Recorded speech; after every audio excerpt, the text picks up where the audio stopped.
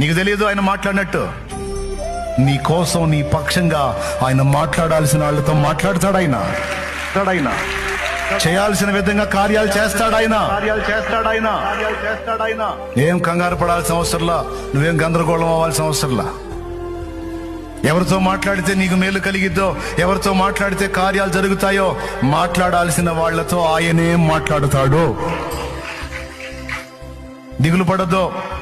విశ్వాసము గలదానవై ఆయన సన్నిధిని ప్రేమించు. విశ్వాసము గలవాడవై ఆయన సన్నిధికి చేరి నీ బాధ, గోడు, వేదన అంతా చెప్పు చెప్పు చెప్పు. మనుషులకు చెబితే ఓసారి వింటారు, రెండోసారి చెబితే ఈ మనిషి కనబడితే మైండ్ తింటున్నాడు రా అనుకుంటారు.